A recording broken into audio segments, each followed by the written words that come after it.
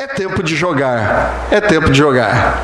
Já que há jogo aí de futebol para todo lado, tá todo mundo encantado na cidade, as pessoas com bandeiras e todo mundo envolvido, churrascos e festas e buzinas.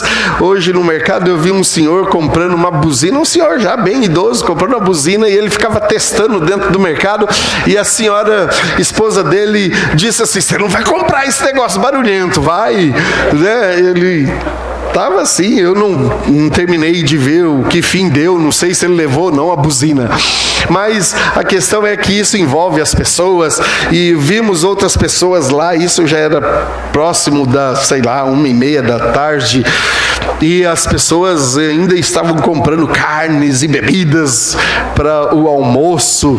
O almoço porque tinha interesse que o almoço fosse mais tarde. Essa empolgação tudo que absolutamente não leva a nada, né? Mas só para chamar a sua atenção, eu coloquei um amarelo assim, vibrante, para chamar a sua atenção. A Copa do Mundo é o maior evento esportivo do mundo. Só perde, o concorrente são as Olimpíadas. Mas como nem todas as nações participam das Olimpíadas e nem todos os esportes olímpicos têm o apreço das pessoas, o futebol ele meio que funciona em todos os lugares do mundo. É quase uma linguagem universal. Alguns números sobre a Copa do Mundo. Serão ao todo 64 jogos. Até a final, né? A gente espera que o Brasil esteja lá. Um outro número bem importante é esse: se uma pessoa assistir todos os jogos, ele terá gasto 96 horas da sua vida assistindo futebol. Só nesse período da Copa do Mundo. Se ele assistir a todos os jogos, ele vai levar 96 horas. Evidentemente, excluindo os prorrogação e pênalti, esse tipo de coisa. Só o horário mais.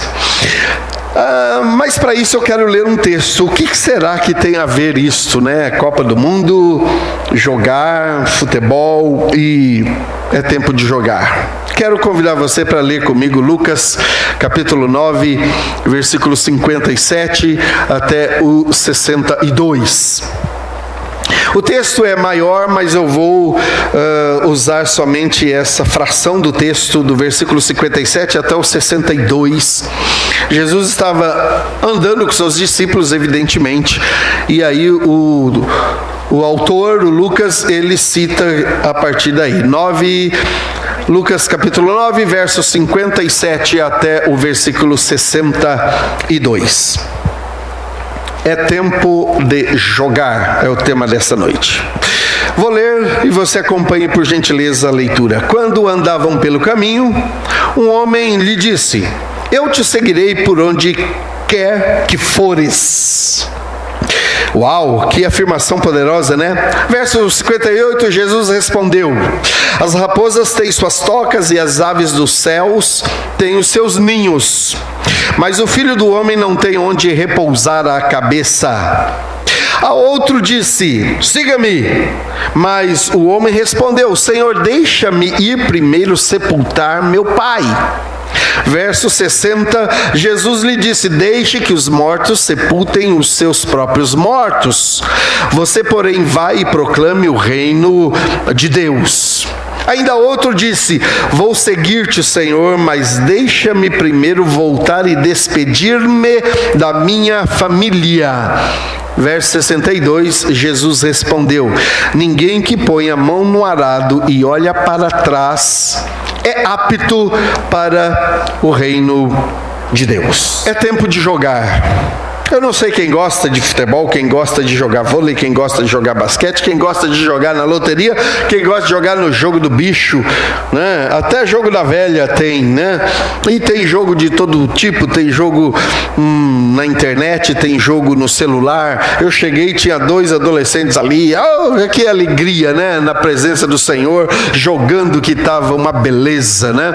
E eu fiquei tão feliz de ver aquilo, me senti, olha que coisa maravilhosa, como as pessoas estão ligadas na presença de Deus, né? Sentadas na casa do Senhor, jogando jogo no celular. Ai, que inspiração que dá o pastor, né? A gente fica assim, movido pelo Espírito de Deus, de tanta alegria de ver o tamanho comprometimento.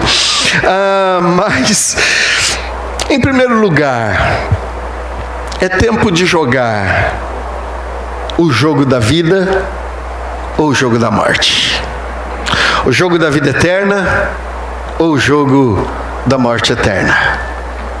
Você está num jogo, um jogo perigoso, assim como eu também sou participante desse jogo.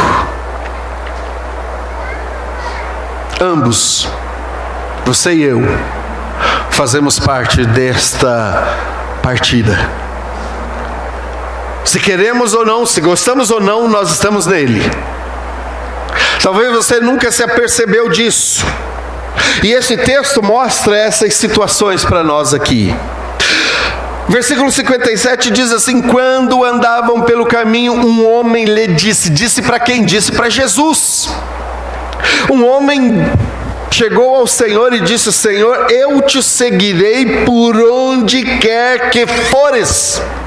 Ou seja, na palavra nossa, mais simples, o homem disse: olha, Jesus, eu estou contigo para tudo que o Senhor quiser, por onde o Senhor for, o que o Senhor tem em mente, eu estou junto contigo, eu topo, eu enfrento, eu sou valente, sou corajoso, sou destemido e tomei uma decisão na minha vida, vou te seguir. Olha, se eu estivesse lá, eu daria um glória a Deus com tamanha, assim bem alto, glória a Deus, alguém que quer me seguir. Quem que não gosta de ter seguidor, né? Já que estamos tão envolvidos em redes sociais, as pessoas se gabam: quantos seguidores você tem? Eu tenho 2 milhões. Rapaz, e Jesus, você anda seguindo? Você segue Jesus? Na rede social, pastor? Não, na rede social você não vai encontrar ele, não. No caminho da vida, você vai encontrar Jesus. E o homem olha para Jesus e diz: eu te seguirei para onde queres que fores. Olha que frase! E a gente evidentemente espera que Jesus olhasse para esse rapaz e dissesse assim: congratulations, né? Ou parabéns, uau.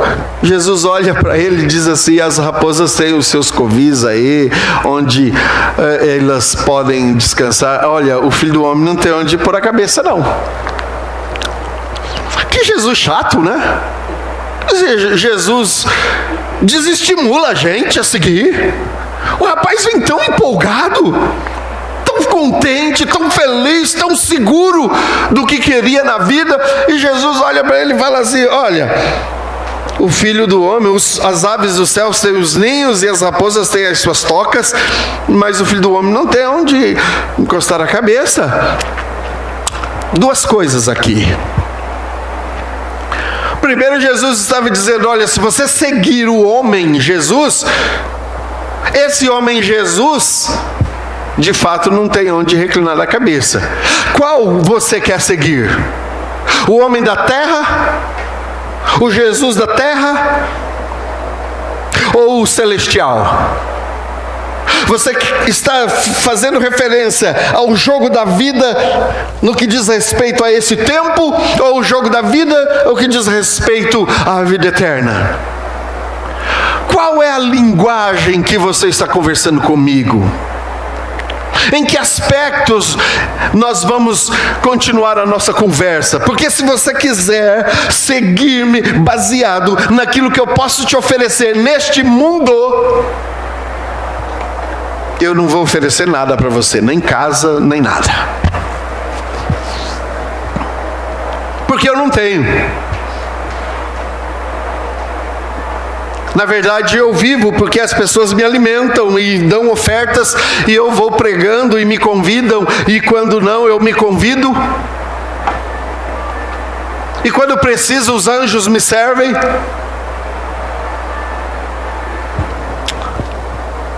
que Jesus você está se referindo? Meu irmão, você está envolvido num jogo de vida ou morte. E você precisa jogar isto. Você precisa participar deste evento. Vida e morte está diante de você, baseado nas suas decisões. Esse homem disse: vou te seguir, mas vou te seguir nesta vida. Jesus estava se referindo a ele: eu nesta vida, se você quiser me seguir na outra vida, então eu tenho o que te oferecer. Como está a sua carreira? Como está o desenvolvimento do seu relacionamento no que diz respeito à vida e à morte? Alguém me contou uma história que eu achei bem interessante, de um pai que falou para os filhos, filhos, quando eu morrer, eu quero que vocês derrubem a minha casa, a casa onde nós moramos, porque debaixo da casa onde nós moramos tem um baú e eu deixei algo para vocês lá. E aí os filhos, evidentemente curiosos, ficaram torcendo para que o pai morresse logo. E um dia o pai, morreu. Mal tinham enterrado o pai lá. Sabe aquele negócio de ficar no cemitério esperando até que coloque o último cimentinho ali? E eles esperaram nada. Correram, demoliram a casa. De fato, acharam um baú. E ansiosos, porque imaginavam que havia um grande tesouro ali dentro do baú, algo precioso que o pai havia guardado para eles. E quando eles abrem o baú, tinha um bilhete somente lá dentro, escrito assim: vão e construam a casa de vocês, porque a minha eu acabei de levar comigo. Ou seja, esse pai não deixou nada para aqueles filhos, nem a casa, que vira confusão na maioria das vezes, é uma briga entre filhos. Esse pai falou assim: não, agora cada um vai construir a sua, porque essa aqui, que era a minha, vocês colocaram tudo no chão agora. Queridos, no mundo, nós não vamos levar nada desse mundo. Nada, absolutamente nada. Tudo vai ficar aqui.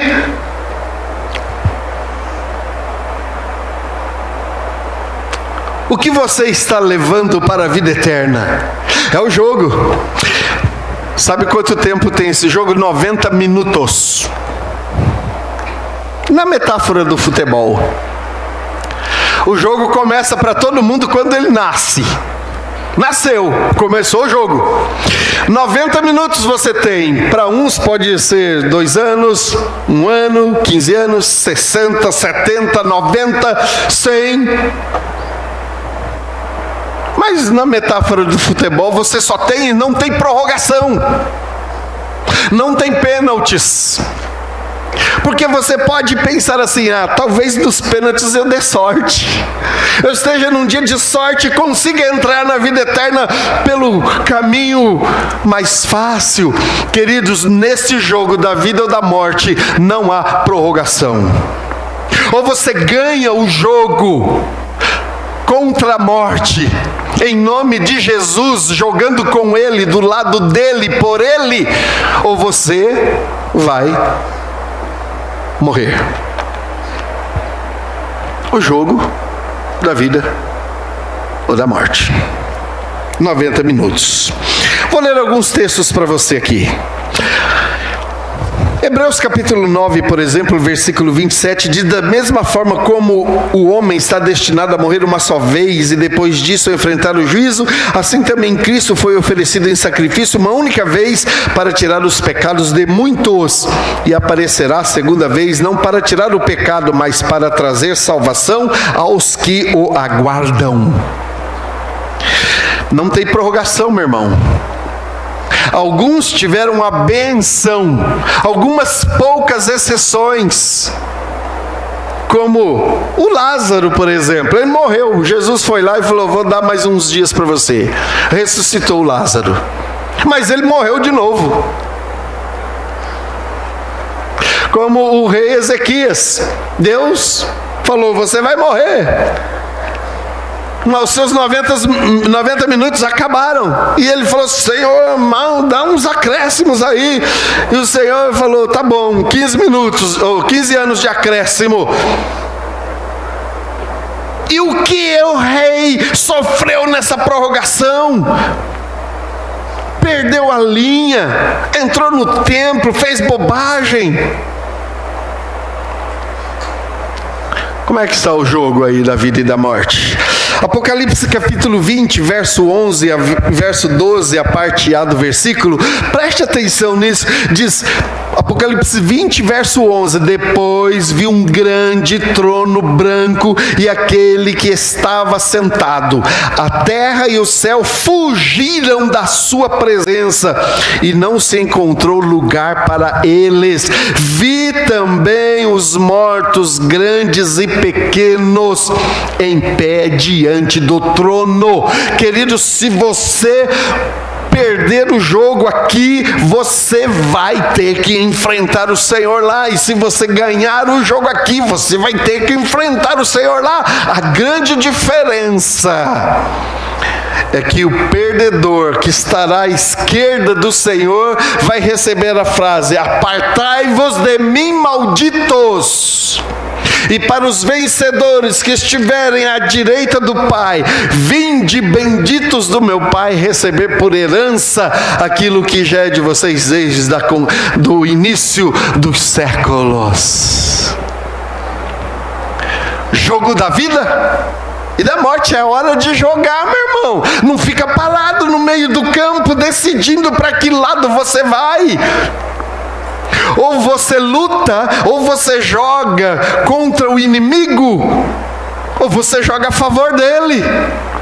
Ficar parado no meio não é boa coisa, porque quem fica parado perde. Quem fica parado perde. É tempo de jogar. Apocalipse capítulo 20, agora o versículo 12. Parte B, até o versículo 15. Diz assim: e livros foram abertos. Outro livro foi aberto, o livro da vida. Os mortos foram julgados de acordo com o que tinham feito, segundo o que estava registrado nos livros. O mar entregou os mortos que nele havia, e a morte e o Hades entregaram os mortos que neles havia. E cada um foi julgado de acordo com o que tinha feito. Então a morte e o Hades foram lançados no lago de fogo. O lago de fogo é a segunda morte. Aqueles cujos nomes não foram encontrados no livro da vida foram lançados no lago de fogo. Quem perder o jogo aqui, morre. E quem morre vai ser julgado e lançado no lago de fogo, onde há choro e ranger de dentes, eternamente. Segundo, em primeiro lugar, é tempo de jogar o jogo da vida e da morte. Segundo, é tempo de jogar fora todas as desculpas. É tempo de jogar fora as desculpas. Versículo 59. A outro disse: siga-me. Mas o homem respondeu: Senhor, deixa-me primeiro sepultar meu pai. Uau! Versículo 61. Ainda outro: vou seguir-te, Senhor, mas deixa-me primeiro voltar e despedir-me da minha família. É tempo de jogar fora as desculpas. Oh, como vivemos num mundo que se desculpa. Temos desculpa para tudo nessa terra. Para tudo. há desculpas nessa vida. Eu vou ler alguns significados de desculpa para você. Alguns sinônimos.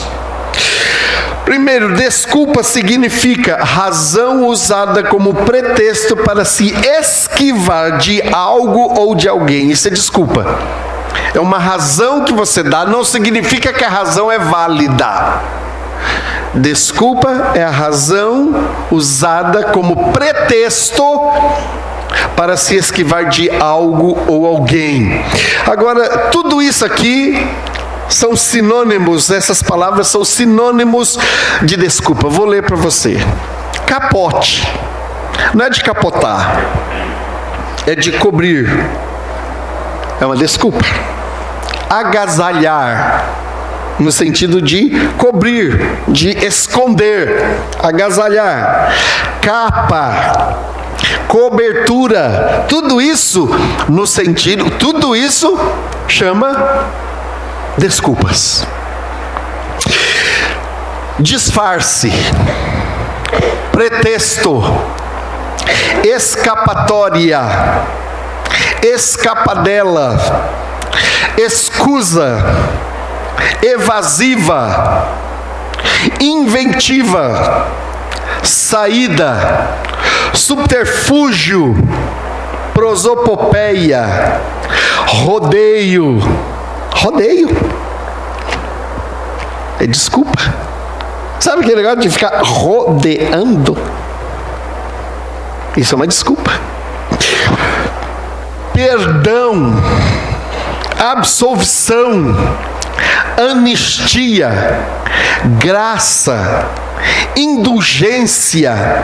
Indulto. Mercê. Misericórdia. Tudo isso são também desculpas no âmbito religioso. Aí fala: Senhor, misericórdia de mim. Você pensa que Deus não fica olhando lá de cima dizendo assim: você já veio com essa desculpa de novo? Com esse pedido de tem misericórdia de mim outra vez?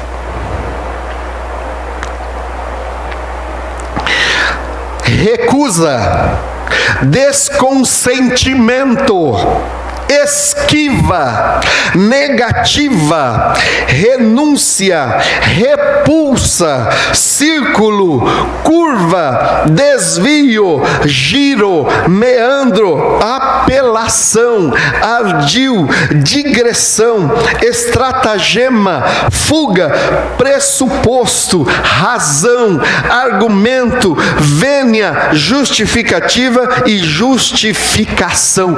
Tudo isso que eu disse são sinônimos. Todas essas palavras são sinônimos de desculpa. Ou seja, as pessoas usam essas palavras como desculpas para os seus erros, na maioria das vezes tomados por pura consciência ou com profunda consciência do que estão fazendo. Sabe que estão fazendo errado. Se é para Deus, fala: Senhor, tem mercê do teu servo. Se é lá diante do juiz, fala: oh Senhor ilustríssimo, tenha vênia para comigo, justifica-me do meu erro. Tem desculpa para tudo. E alguém, de forma feliz ou infeliz, disse assim: para tudo se dá jeito, só não para a morte. Mas eu acabei de dizer para você no primeiro ponto que é possível você vencer a morte, então tem jeito para a morte também. Mas quando as pessoas dizem para tudo se dá jeito, eles estão dizendo, em outras palavras, a gente vai se desculpando daqui e dali e vai resolvendo as coisas. Jesus olha para aquele moço que ele falou: vem me seguir. E o moço diz para ele: deixa-me primeiro sepultar o meu pai. Uau! Normalmente se espera que Jesus se compadecesse, né? Desse rapaz. Puxa vida, sinto muito, meus pêsames, meu amigo. Que coisa. Jesus olha para ele e diz assim: deixe que os mortos sepultem os seus próprios mortos. Você, porém, vá e proclame o reino de Deus. Que resposta dura foi essa? Falando de desculpas, tem uma ilustração que eu achei muito interessante. Alguém liga para o hospital e fala assim: olá, a pessoa atende, bom dia, aqui é do hospital, papapá. Ele diz: pois não, eu queria saber informações sobre um paciente que está internado no quarto 322. Aí ele falou: só um momentinho que eu vou passar você lá para a parte da enfermaria e alguém vai dar informações. E aí alguém pega o telefone e: bom dia, pois não, aqui é da enfermaria. Ele falou: eu gostaria de saber informações sobre o paciente que se chama Celso. Ele está no quarto 322. Aí a pessoa educadamente diz: olha, só um momentinho, eu vou transferir você para o setor médico, porque o médico vai atender e dar uma resposta satisfatória. E aí, mais um instante, daqui a pouco, o telefone atende e diz: bom dia, aqui é o Dr. Carlos. No que eu posso ser útil? Ele disse: aqui, eu gostaria de saber do estado de saúde do paciente Celso, do quarto 322. E o médico atenciosamente disse: não foi nos hospitais aqui de Marília, que não acontece desse jeito, tá? Ninguém atende tão atenciosamente assim. Ele disse assim: só um minutinho que eu vou pegar o formulário. E aí pega o formulário do paciente Celso. Ele diz: olha, o paciente Celso está bem, ele já não precisa mais de cuidados profundos, ele reagiu muito bem ao tratamento, já se alimentou, não sente mais dores, e se ele continuar assim, dentro de 2 ou 3 dias ele receberá alta. Aí a pessoa do outro lado da linha disse: uau, que coisa maravilhosa, que boas notícias são essas? Aí o médico, curioso, pergunta para ele: o senhor é parente do seu Celso? Porque o senhor está tão feliz? Ele falou: não, eu sou o próprio Celso aqui do quarto 322. É que ninguém me dá notícia de mim, eu pergunto para todo mundo que entra aqui, ninguém fala do meu estado de saúde. Então, desculpas, mecanismos, jeitinhos. Que inteligente esse camarada foi, né? Eu sou o Celso. Queria saber de mim mesmo. Quando é que eu vou receber a alta? Porque ninguém me avisa. Sabe, queridos, a gente tenta enganar Deus também, ligando no nome de outro para Deus, falando em nome de outro, como se Deus não conhecesse você, não conhecesse a sua voz.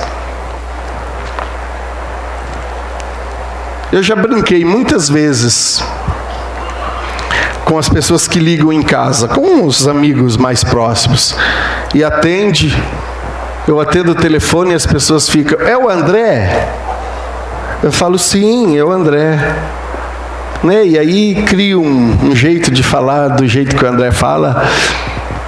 Ele fala: então, André, não sei o que. Eu falo: uau, cara, demais, não sei o que. Aí fala: mas está estranho essa voz. É o André mesmo? É o André. Por quê? Você está com dúvida? Não, pastor, não. Não, menino. Não. É o pastor. Falo: pois é, quase te peguei, né? Eu brinco às vezes com as pessoas. Quer dizer, eu ando perdendo a graça até de brincar ultimamente.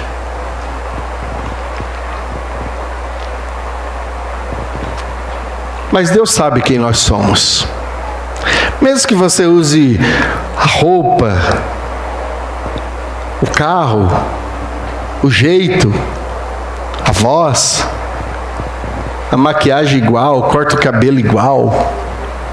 Deus sabe quem você é. Desculpas. Não adianta. E hoje Deus está olhando nos seus olhos e dizendo: que tipo de desculpa você anda dando para se esquivar de mim? Não está na hora de você jogar essas desculpas fora? Velhas desculpas que você insiste em dar? Deixe-me primeiro ir, ou deixe-me ir primeiro sepultar o meu pai.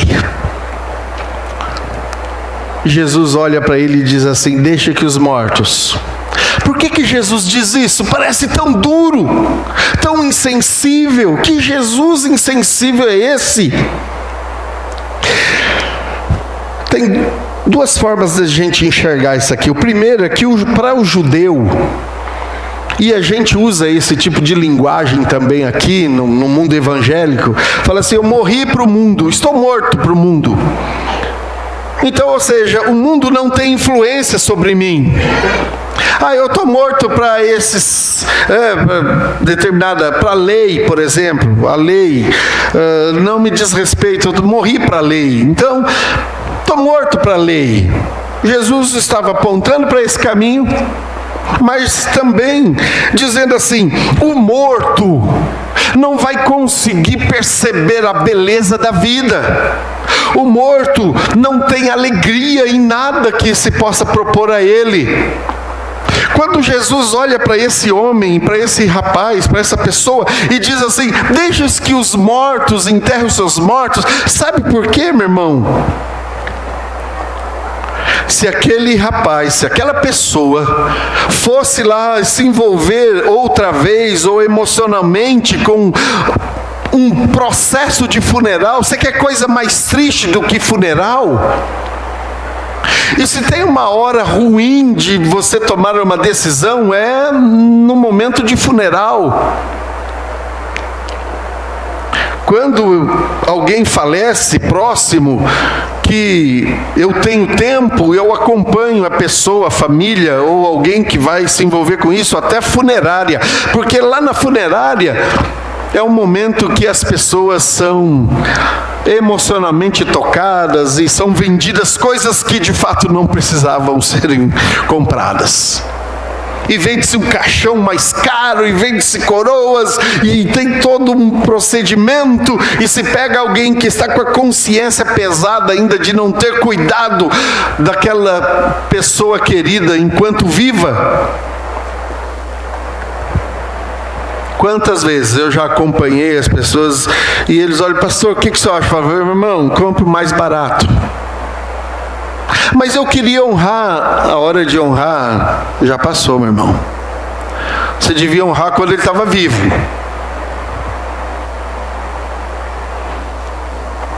Ele nem vai ver em qual caixão ele vai deitado agora.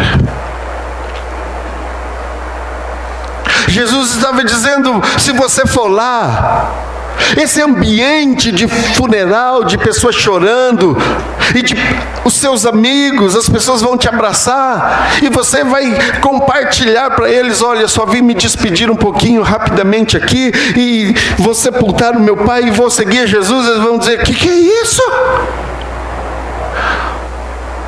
Que insensível você é, o seu pai aí morto, e você vai abandonar tudo. Essa pessoa certamente iria voltar para o seu mundo. É hora de jogar as desculpas fora.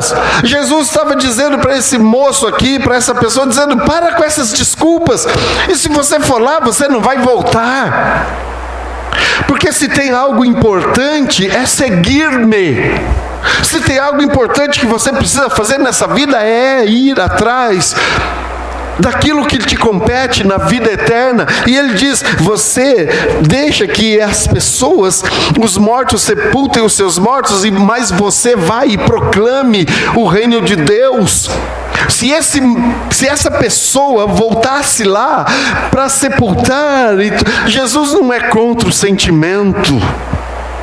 Mas Jesus sabe que os nossos sentimentos vão adiando as nossas decisões, e quando colocamos nossas emoções nas nossas decisões, na maioria das vezes tomamos decisões erradas. Por isso que é importante você contar até 10 antes de tomar uma decisão.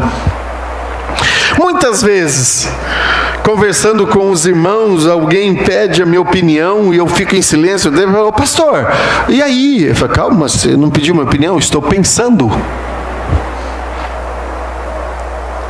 Eu estou pensando no que responder a você. Porque na flor da emoção eu posso não pensar. Pessoas emotivas tomam decisões emocionadas e na maioria das vezes erram nessas decisões.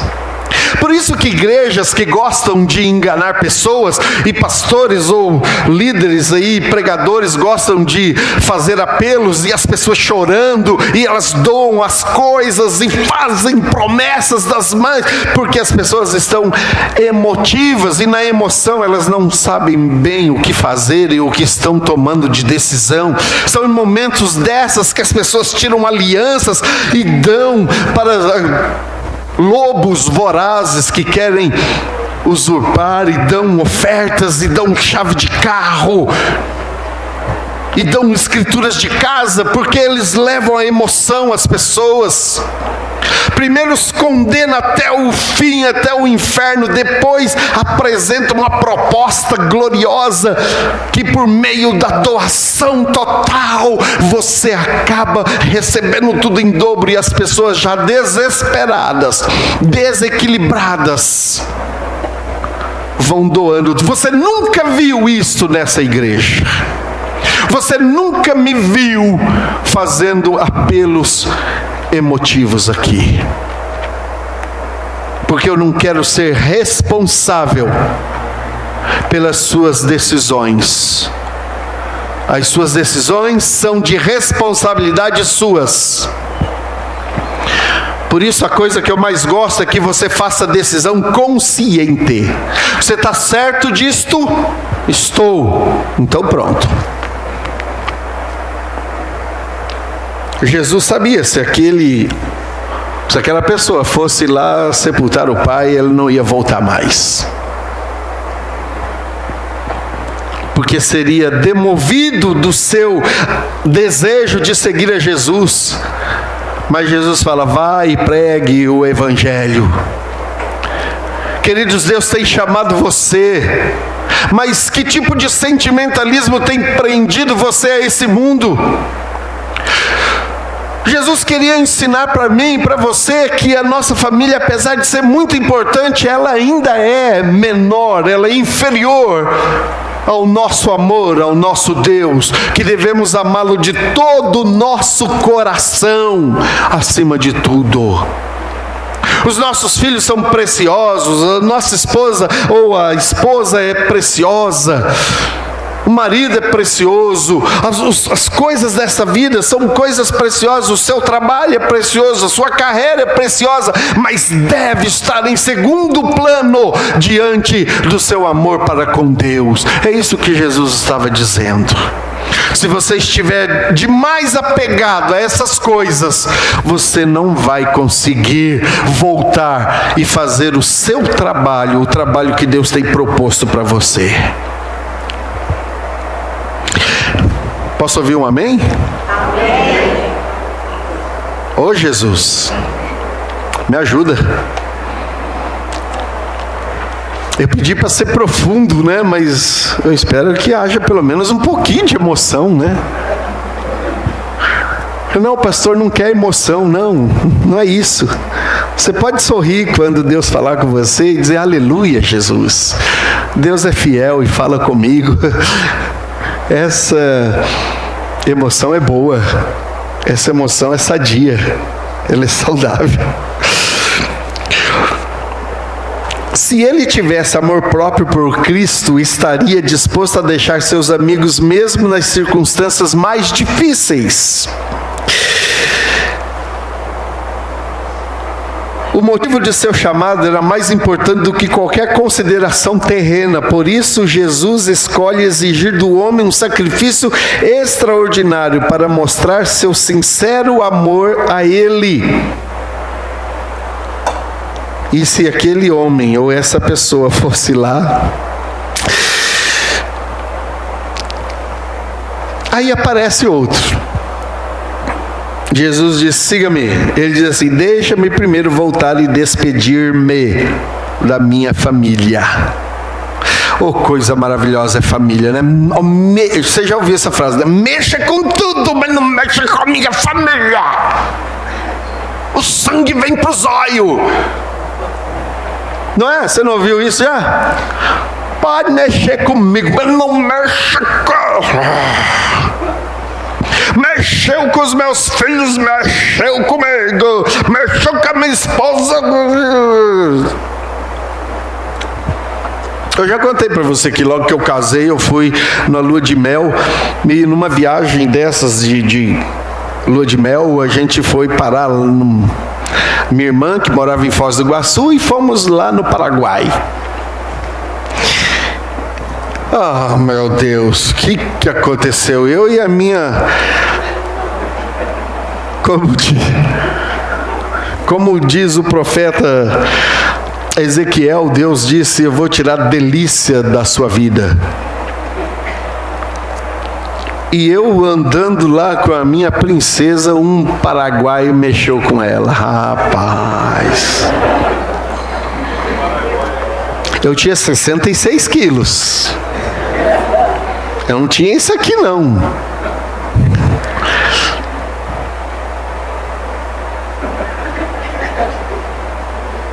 Ó, eu não dei tiro porque eu não tinha arma. Eu não saí no tapa porque eu não sei brigar. Mas que eu ia arrumar uma confusão, eu ia. Se algum outro palhaço mexesse com a minha esposa, cara, era minha esposa.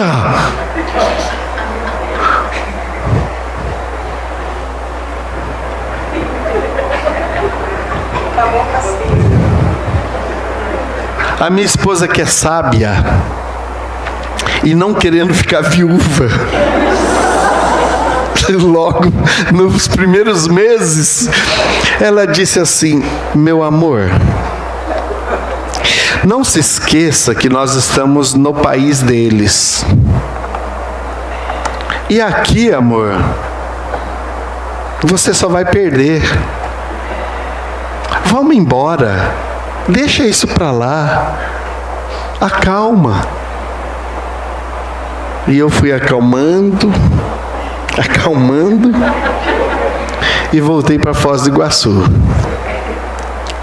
Mas que eu ia arrumar um rolo, eu ia. Irmãos, eu ia. Eu sou bonzinho, mas... Tem duas coisas que eu não admito mesmo: mexer com a minha família, e a segunda é mexer com a minha dignidade. Talvez você tenha pensado, eu pensei que você ia dizer, pastor, mexer com Deus. Eu não preciso defender Deus. Deus sabe se defender, amigo. Eu não luto por Deus. Ele sabe, mexe com Ele, é o couro que você vai tomar. Então, não.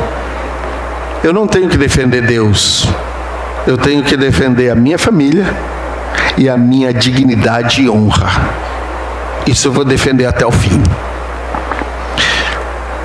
Mas Jesus está dizendo que mais do que a sua família, mais do que a sua honra, você tem que amar a mim, se você quiser me seguir.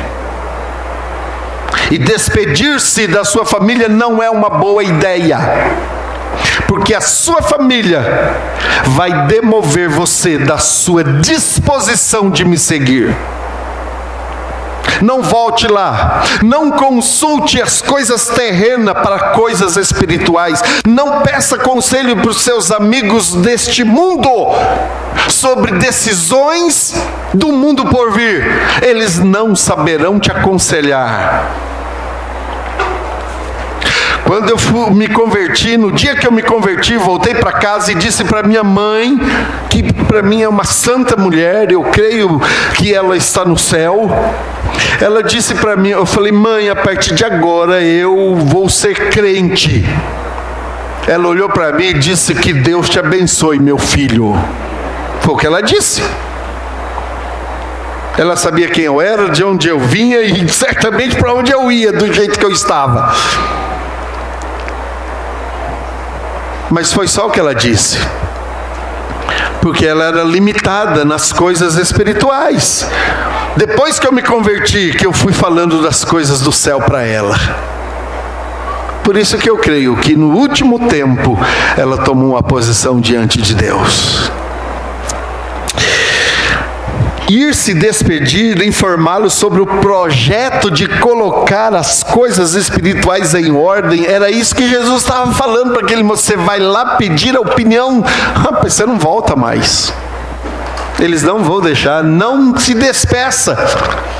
Não tem que despedir-se das pessoas do mundo. Eles vão dizer para você desistir. Eles não vão aconselhar dizendo: uau, que maravilha, que bênção. Vai sim, força. Eles vão falar: o que foi? Virou marica? O que foi? Você vai dar dinheiro para o pastor ladrão? Você é tonto? Você é tolo?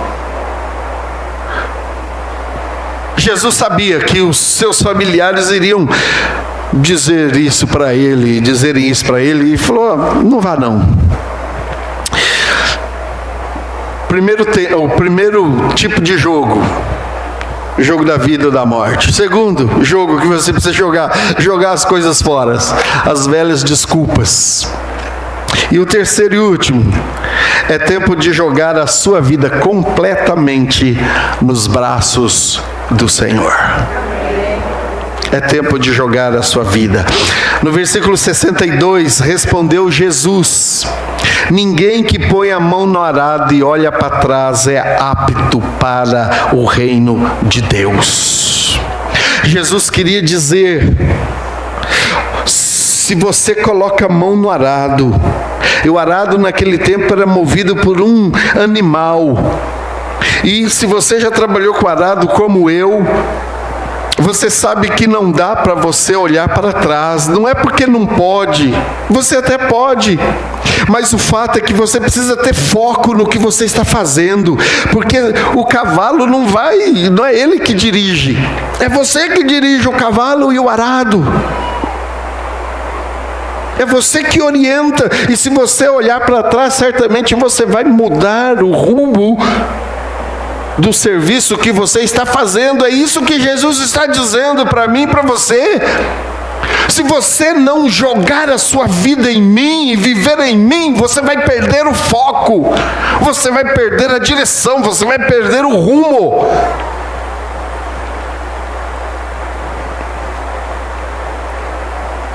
Quem coloca a mão no arado e olha para trás não é apto para o reino de Deus. Meu irmão, se você pegou as coisas espirituais, se você lutou e está lutando pelas coisas eternas aqui, se você decidiu jogar fora essas desculpinhas, e se você resolveu andar na presença de Deus, você não pode perder o seu foco, você não pode perder a noção do que você está fazendo e do que deve fazer.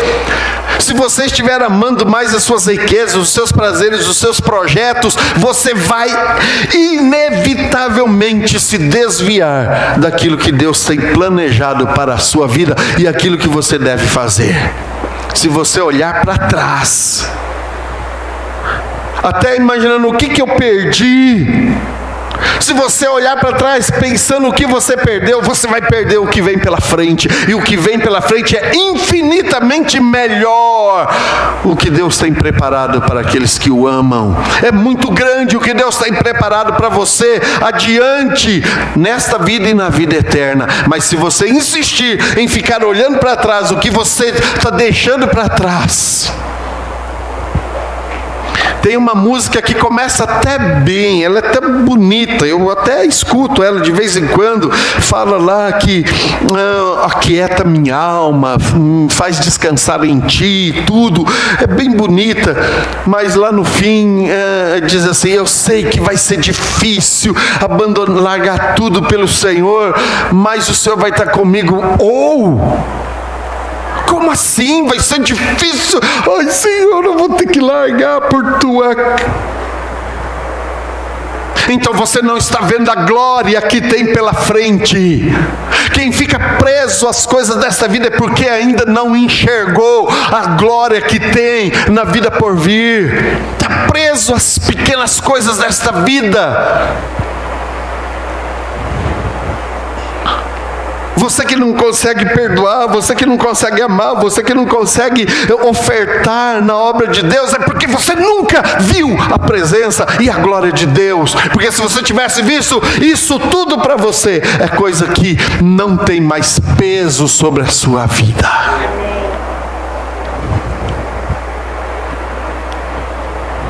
Nós ainda estamos no jogo, queridos. Os 90 minutos ainda não terminaram para vocês nem para mim, até agora. Não garanto que não terminem hoje. E não sei se Deus vai dar prorrogação para alguém, não tem garantia nenhuma.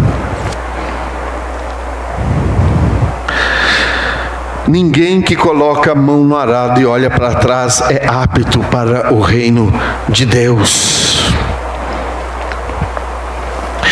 Uma pessoa disse assim: olha, aquele que acha necessário cultivar o favor do mundo não está longe de trair os interesses de Deus e da sua igreja. Vou repetir.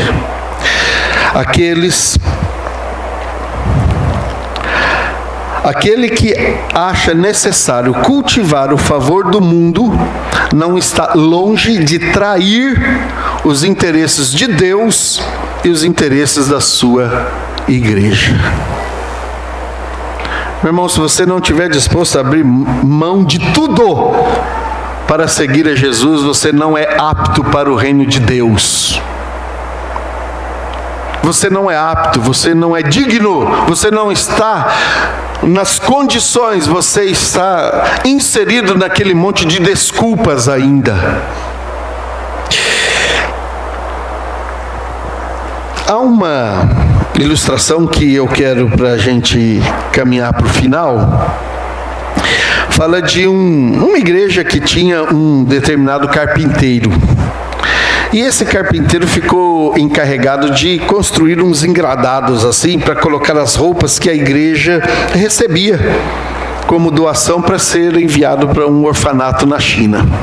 Então, aquele carpinteiro lá, aquele irmão, fazia esses engradados bem feitinhos assim, arrumadinhos e tudo, e as roupas eram colocadas porque precisavam ser levadas lá para a China. No caminho de volta para casa, aquele irmão colocou a mão no bolso da camisa para pegar os óculos, e aí ele falou: onde estão os meus óculos? Aí ele ficou imaginando, voltou, sabe aquele negócio assim? Onde será que eu estava? Até ali eu estava com ele, aqui não. Aí ele lembrou. No que ele estava fazendo uma daquelas caixas, ele deixou cair os óculos na caixa.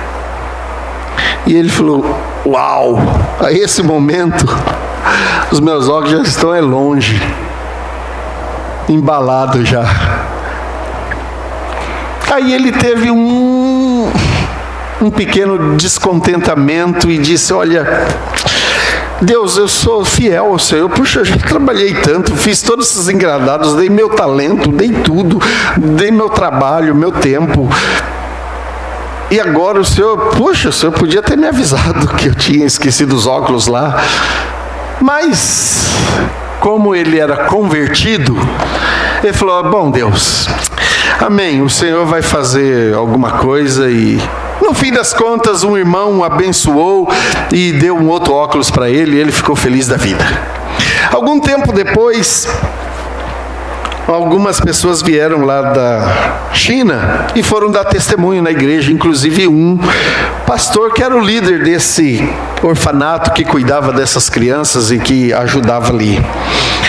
E ele, na hora da palavra, ele começou a agradecer aquela disposição das pessoas por terem contribuído com aquelas roupas e tudo mais, como eles estavam felizes. E aí, no momento, ele pegou e disse assim: mas o que mais fez sentido não foram as roupas.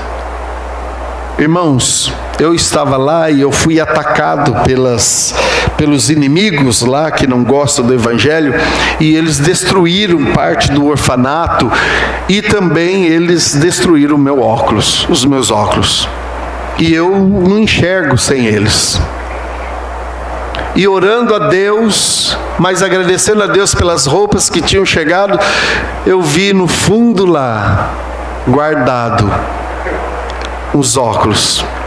E eu coloquei, era como se um profissional tivesse feito na medida e no grau certo. E são esses que eu estou usando aqui, ó. Eu quero agradecer pelas roupas e pelos óculos que os irmãos doaram. A igreja, aleluia, né? Pelas roupas, mas óculos. E o carpinteiro, ó, quietinho, disse: obrigado, Senhor, porque o Senhor cuida de mim em tudo. Querido, quem lança a mão no arado não pode olhar atrás, porque Deus vai cuidar de você em tudo. Em tudo, em tudo. Até nos seus óculos, se você precisar. Ele cuida. E aí eu termino perguntando para você: como é que está o seu jogo aí? Nesses 3 aspectos. Como é que está a sua vida nesse sentido? Está ganhando? Ou está perdendo? Quando eu escrevi essa mensagem, eu não tinha ideia do resultado do jogo do Brasil, evidentemente. Eu imaginava que o nosso Brasil fosse dar uma goleada. Aí você pode dizer: mas roubaram a gente. A verdade é que não podemos colocar o nosso coração nessas coisas. Isso nos entristece. E eu percebi que por causa do jogo da seleção, muitos não vieram na igreja. E muitos que chegaram aqui, porque passaram a tarde inteira com seu coração mergulhado no futebol. Eu até fui assistir um pouco do jogo do Brasil, mas confesso para você que eu preferi dormir no meio. E dormi boa parte do jogo. Porque não me empolguei com aquilo tudo. Estava mais preocupado com as coisas aqui à noite do que com o resultado da nossa seleção brasileira. Eu digo uma coisa para vocês: estou mais preocupado com o resultado final da sua vida do que quem vai ganhar a Copa do Mundo. Quem ganhar a Copa do Mundo não vai alterar em nada a minha vida, ainda que seja o Brasil. Não vai alterar em nada a minha vida. Mas a sua vida, na presença de Deus ou não, altera a minha vida, altera o meu humor, altera o meu ânimo, altera a minha vida financeira, altera minha vida emocional, altera meu envolvimento familiar, altera meu envolvimento social, porque eu estou ligado a vocês. Como pastor da igreja, eu estou ligado a vocês. Então, se eu posso fazer um pedido para vocês, eu vou fazê-lo agora. Nesse jogo, por gentileza, ganhe. porque a sua derrota vai ser a minha tristeza. Não significa que eu serei derrotado com você, mas eu vou me entristecer se você perder, porque eu estou fazendo de tudo para ganhar. No que diz respeito à minha vida, eu estou lutando e muito para ganhar no jogo da vida. Amém?